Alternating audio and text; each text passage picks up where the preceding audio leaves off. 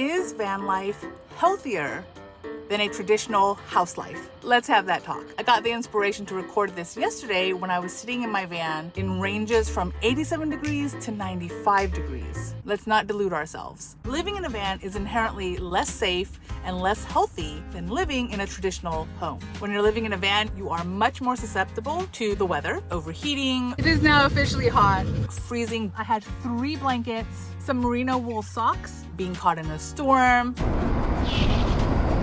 heavy winds, hail. Like, there's really not much between you and the outside world. And there's a reason why people live in homes and buildings. Like, we've got something sheltering us from the elements, from the wildlife, from each other. Stating the obvious, but I'm much more likely to get into a car accident. Oh no, it's a car accident. Fun fact, on the extremely rare occasion that a car hits a house or a building, guess who's at fault? 100% of the time, the car driver. That is correct. When you are in your van, you could be in the back sleeping, doesn't really matter. Keys nowhere near the ignition. When somebody hits your vehicle, it's a car accident. Who is at fault for this car accident? And now you have to prove that you weren't moving or parked in an illegal spot or dangerous spot, etc., etc., etc. And of course, insult upon injury, your house also got hit. So maybe you can't even stay at your home at all because of a car accident. Obviously, you have less amenities, less resources, less comforts, less routines, maybe less friends and family nearby because you're moving around more frequently. I mean, the list goes on and on. Living in a van could even be considered illegal depending on where and how you're doing it, especially if you're doing it with kids. CPS can absolutely get called. So you can't really see, but that's a police car.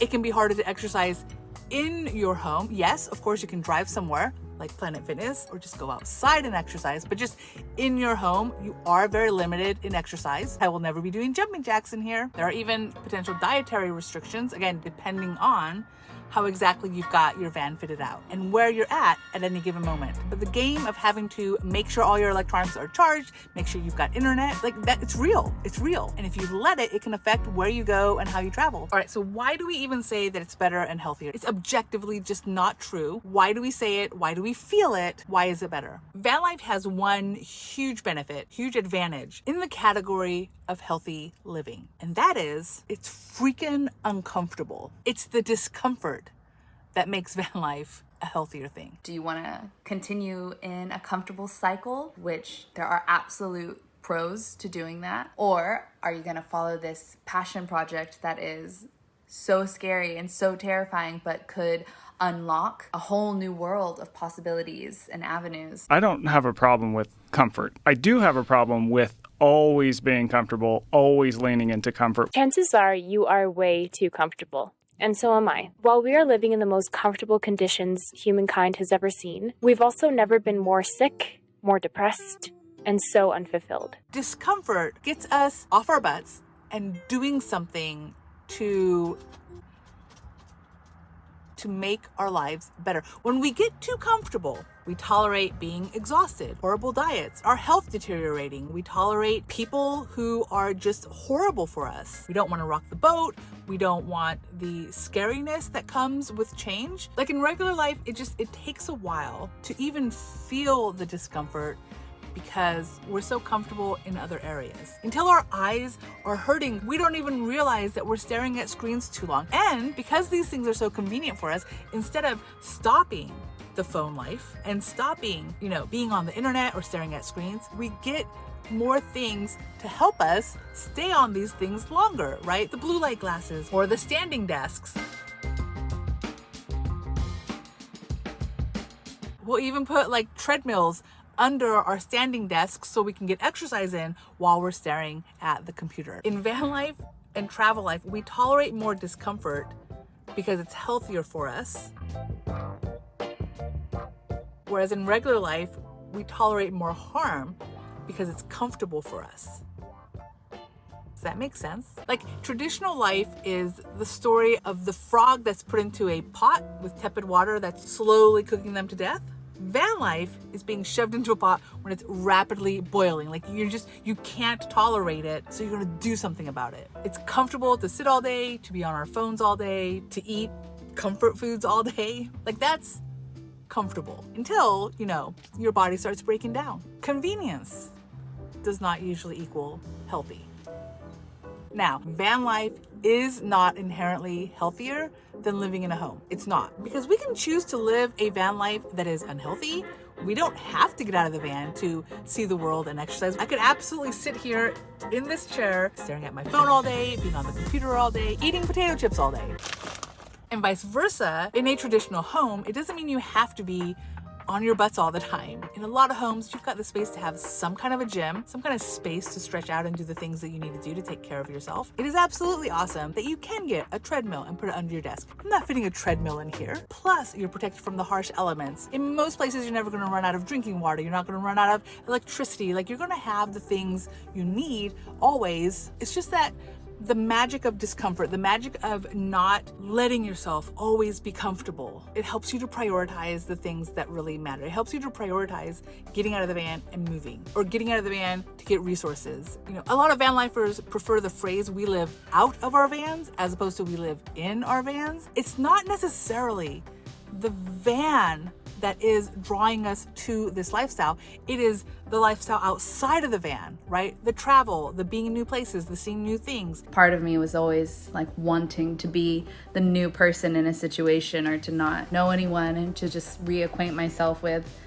who I am in different situations as well. In van life, I'm so much more attuned to the world around me, both the natural world, right? Nature and how animals act and the weather, as well as how people act, how people treat each other, which, by the way, is a lot more neutral / positive than the media and the world kind of portrays. But I wouldn't know that without having moved as much as I have in my life. I would say there's a tipping point, just as with most things. The average person will probably get a lot out of travel life, out of van life, but there is an age, a tipping point at which you're going to want to have some of those comforts. I would hate for my 70, close to 80-year-old father to ever live in a van. I don't care how fancy the van or RV is. My dad is better taken care of in a home than he ever would be in a van. So there's a point, right? While we're young-ish and able, we should get up, we should get moving, we should do the things. And then ideally, on the other side of that,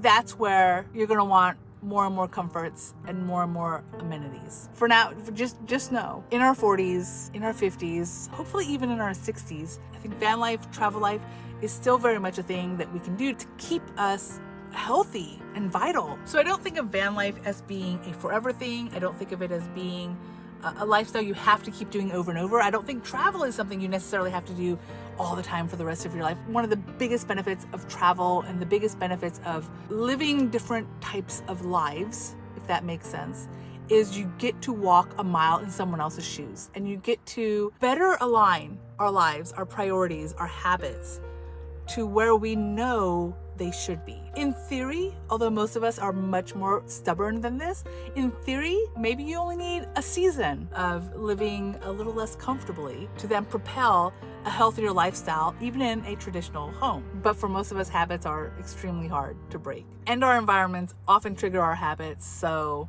we might need more than a season. Living in Mexico was healthier for me than van life because I had the stability of living in a house. I had a lot of the resources readily available, but with the discomforts and challenges of living in a foreign country where I had to constantly learn things all the time. When I was in Australia, I had this really bad anxiety of I don't want to go back to Japan. I don't want to go back to a country where I'm not as well understood as I am in Australia, or a country where we don't have family as easily accessible. I think the reality is it takes a tremendous amount of will to lead a life we know we should be leading, a life that is healthy, a life that is good, and a life that helps the society we're in, to actually trade our negative habits to positive ones when nothing is overly uncomfortable. And it's weird to paint travel as a crisis scenario or a crisis lifestyle, except that it kind of is. We put ourselves in weird situations where we have to think clearly, we have to think quickly to get out of the various jams that travel inevitably puts us in. It keeps us on our toes. And it's why people don't want to travel. It's why people are against van life, especially when there's kids involved. Travel parents are considered cruel and selfish and sadistic. Like, it's this bizarre irony, you know, of how travel is so good for us, but not when it comes to our kids and not when it comes to full time, because we know that a lot of discomfort, a lot of growing, a lot of pain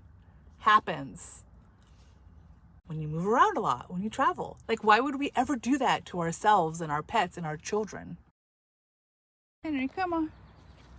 We're at a botanical garden with the dog.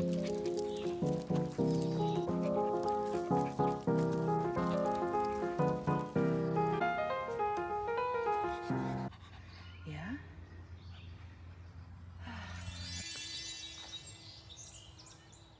Very cool. Even though I'm not in the van right now, I am still sweating because we're on a little hike. Having a challenging life puts things into perspective. It helps us appreciate what we have and helps identify the things we're willing and should fight for. I'm not a fighter, I'm a lover. No, because if you're a lover, you gotta be a fighter. Because if you don't fight for your love, what kind of love do you have? And don't get me wrong, we don't need everyone living in vans or everyone having a travel life. Again, there are many challenges in this world, and we can learn from all the varieties that exist. So again, van life, travel life, not necessarily better or healthier than a regular life. But it can really feel that way to those of us living it because we're able to compare how we are now versus how we were before. How we act, our routines, our priorities when we're actively traveling or living in a van versus when we're comfortable in a home. I can tell you exactly in which scenario I'm living a better life. Not because of the van, but because it propels me to make better choices, usually. And speaking of choosing discomfort, I'm going to once again highlight my amazing sister Erika and her husband Scott. They are the perfect example of choosing discomfort as a way to improve their lives. They both chose to move to Japan, even though they didn't speak the language. They chose to start a business together, Osaka, which has been a successful pop-up bakery and cafe for the last almost 5 years. They figured out how to get residency in Japan, and now they are finally able to open a physical bakery and cafe in Osaka, Japan. I am still crazy excited for them. And let me tell you, as adventurous as they might sound, they didn't do this without fear. They did it in spite of their fears. I was really scared to have no job and to start this like really intimidating process of, you know, renovating a space, making all these executive decisions, going to City Hall and ward offices and tax offices and sorting out everything. That was really scary to me, and I had this feeling like maybe we can't do it, but I could probably get a job as a preschool teacher and then we can just, you know, carry on. But it's that same thing of, do you want to continue in a comfortable cycle, which there are absolute pros to doing that, or are you going to follow this passion project that is so scary and so terrifying but could unlock a whole new world of possibilities and avenues? So that's what we're going for. Erika and Scott have jumped into the restaurant business in a foreign country, putting all of their joint savings into this endeavor, and they've currently got a Kickstarter campaign going on to help pay just a portion of a renovation costing almost $100,000 US.